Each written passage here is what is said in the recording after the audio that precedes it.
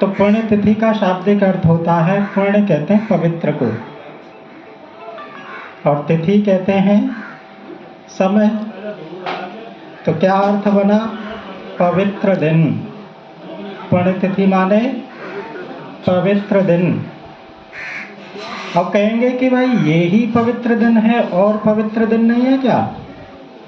हाँ, पवित्र दिन तो सभी होते हैं, लेकिन जैसे हम किसी अपने कार्य का शुभारंभ करना चाहते हैं तो उस तिथि को हम निश्चित करते हैं कि इस दिन हमें अपने कार्य का शुभारंभ करना है, इस दिन हमें अपने घर में प्रवेश करना है, इस दिन नामकरण करना है, इस दिन विवाह संस्कार करना है। तो इन तिथियों को कौन निश्चित करता है? तो कहेंगे कि हम परिवारी जन निश्चित करते हैं, या पंडित जी के पास में जाते हैं तो पंडित जी अपनी पंचांग खोल करके बता देते हैं कि इस दिन आपको ये कार्य करना है। अच्छा, अब इस तिथि के ऊपर विचार करते हैं, शरीर छोड़ने की जो तिथि है इसके ऊपर विचार करते हैं। इस तिथि को निश्चित करने वाले क्या परिवारी जन होते हैं? इस तिथि को निश्चित करने वाले क्या कोई पंडित जी होते हैं? इस तिथि को निश्चित करने वाले परमेश्वर होते हैं। और परमेश्वर कैसा है? तो परमेश्वर पूर्ण और पावन है। परमेश्वर इस तिथि को निश्चित करते हैं, इसीलिए इस तिथि को पुण्य तिथि के नाम से जाना जाता है।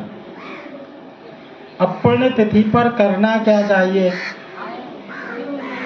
तो पुण्य तिथि पर हमें ये करना चाहिए कि जिनकी पुण्य तिथि है उनको स्मरण करें, और स्मरण करते हुए क्या करना है कि उन्होंने जो कार्य किए उन कार्यों को याद करना है और उन कार्यों को हम अपने जीवन में उतारने का प्रयत्न करें।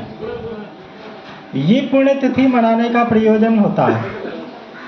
महर्षि दयानंद सरस्वती संस्कार विधि में लिखते हैं, अंत्येष्टि संस्कार में।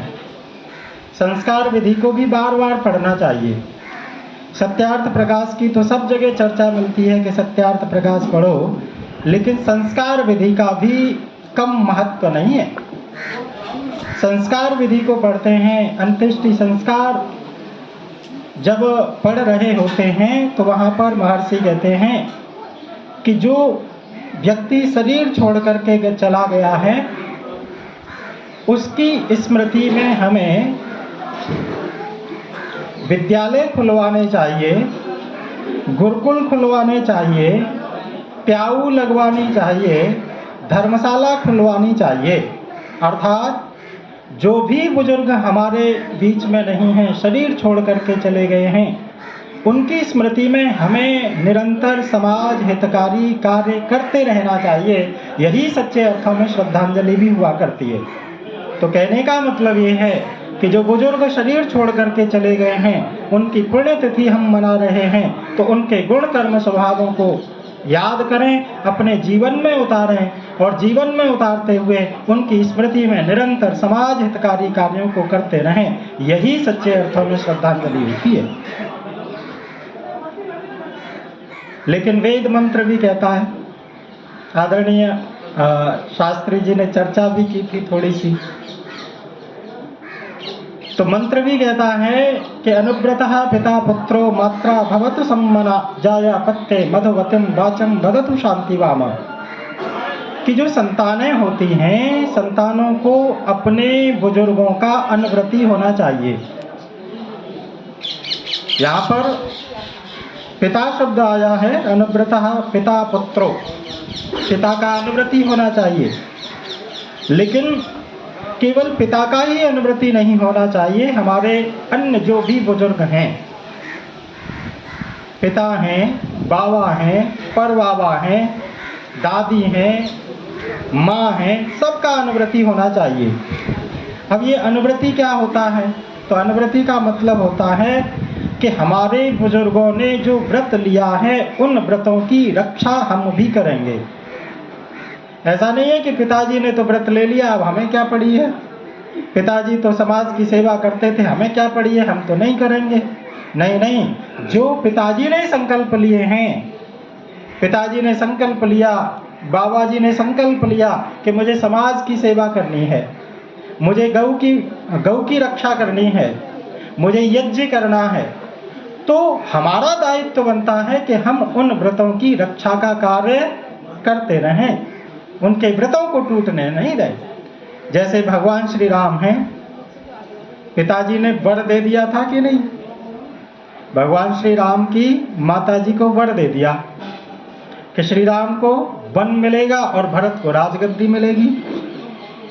अब क्या है कि जो भरत जी हैं, जो दशरथ हैं, दशरथ सोचने लगे कि भाई ये तो बड़ा अनर्थ हो गया, क्या करूं मैं? तो प्रातःकाल होता है, भगवान श्री राम पिताजी के पास में आते हैं, चरण स्पर्श कर रहे हैं और कह रहे हैं पिताजी मुझे आज्ञा दो, मैं वन के लिए जा रहा हूं।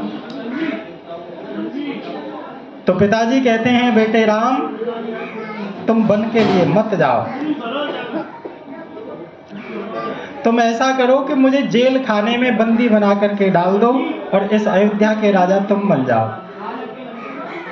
मैं नहीं चाहता हूं कि तुम वन के लिए जाओ, तुम्हें राजा बनाना चाहता हूं, लेकिन वचनबद्ध हूं, क्या करूं मैं? तो भगवान श्री राम कहते हैं कि नहीं नहीं पिताजी, आपने वचन दिया है और वचन की रक्षा करने का कार्य पुत्र का होता है। मैं आपका अनुव्रती हूं, आपके वचन की रक्षा करने का कार्य करूंगा। पर भगवान श्री राम प्रसन्नता के साथ में वन के लिए चले जाते हैं। पिताजी की बात को उन्होंने सत्य करके दिखाया, पिताजी के वचन की रक्षा करने का कार्य किया था। इसे कहते हैं अनुव्रती।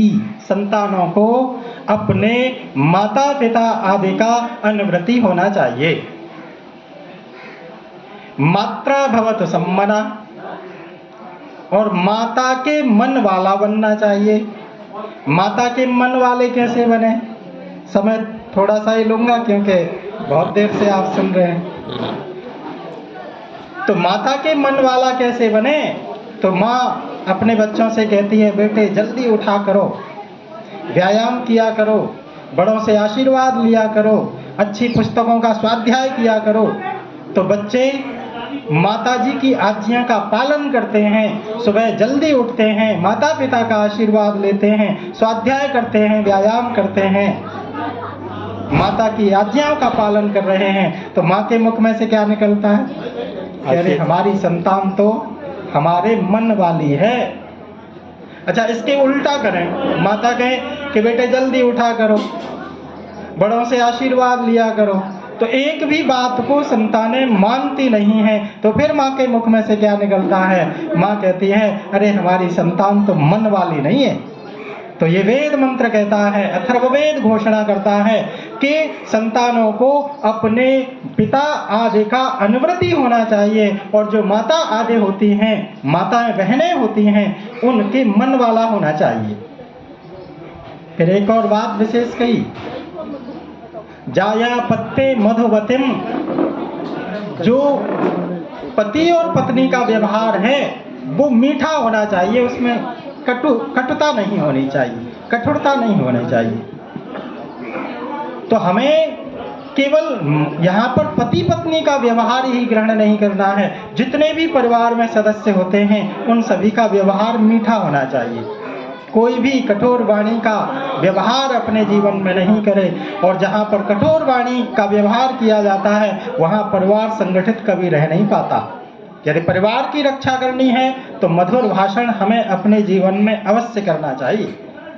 फिर चौथी बात कही, और चौथी बात बड़ी विशेष कही, कहा कि वाचम वदतु शांति वाम, हम जो भी बोलें सोच करके बोलें, समझ करके बोलें, जो भी हम बोलते हैं उससे शांति की स्थापना हो। ऐसा नहीं हो कि हम जब बोल रहे हैं तो वहाँ पर ईर्ष्या द्वेष पैदा हो जाता है, वहाँ पर झगड़ा पैदा हो जाता है। इस तरह की वाणी का व्यवहार हमें नहीं करना है। तो ये वेद मंत्र हम सभी के लिए यही शिक्षा देता है कि हमें अपने बुजुर्गों के व्रतों की रक्षा करनी है, हमें अपनी माताओं बहनों का मन वाला बनना है, परिवार में मधुर मीठा व्यवहार करना है और वाणी के द्वारा शांति की स्थापना करनी चाहिए। ये पुण्य तिथि भी हमें संदेश देती है। आदरणीय माताजी की आज पुण्य तिथि है। माताजी की पुण्य तिथि के अवसर पर हम इन गुणों को अपने जीवन में धारण करें। परमपिता परमात्मा से बारंबार यही प्रार्थना है कि सभी परिवारीजन उनके बताए हुए रास्ते पर निरंतर चलते रहें, अधूरे कार्यों को निरंतर पूरा करते रहें। ऐसी परमेश्वर हमारे जीवन में शक्ति भक्ति प्रदान करे। आप सभी ने श्रद्धा भक्ति के साथ में श्रवण किया। धन्यवाद सभी।